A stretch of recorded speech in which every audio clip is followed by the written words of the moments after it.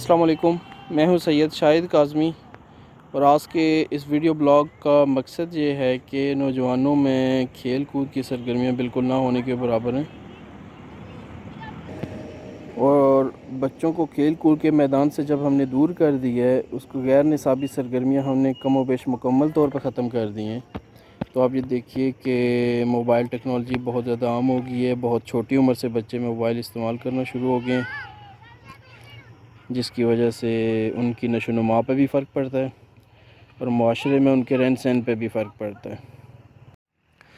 एक वक्त था जब आपको ये ग्राउंड्स आबाद नज़र आते थे। यहाँ पे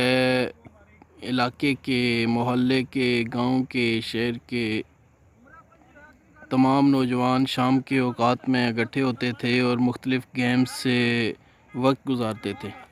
लेकिन जैसे जैसे ये मैदान गैर आबाद होते जा रहे हैं, उस वक्त से माशरे में न सिर्फ जराइम की शरह बढ़ती जा रही है,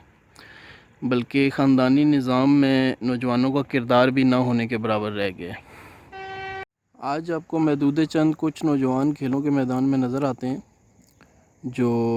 इन मुस्बत सरगर्मियों में मसरूफ़ अमल हैं, लेकिन नौजवानों की अक्सरियत आपको गली मोहल्लों में नज़र आती है, बाज़ारों में नज़र आती है, मोबाइल शॉप्स पे नज़र आती है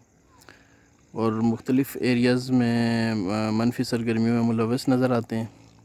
ये रुझान न सिर्फ इन नौजवानों के लिए नुकसान का बायस बनता है, बल्कि माशरे की रीख्त का भी सबब बनता है। अगर हमारी हुकूमत तवज्जो दे, अरबाब इख्तियार तवज्जो दें और हमारे खेलों के ये मैदान दोबारा से आबाद होना शुरू हो जाएँ, हर यूनियन कौंसल में कम अज़ कम सरकारी सतह पर एक ग्राउंड अगर मुहैया कर दिया जाए,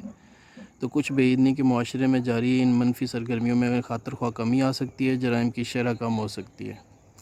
और माशरे की फ़लाह में मुस्बत तौर पे हुकूमत अपना किरदार इस तरह अदा कर सकती है।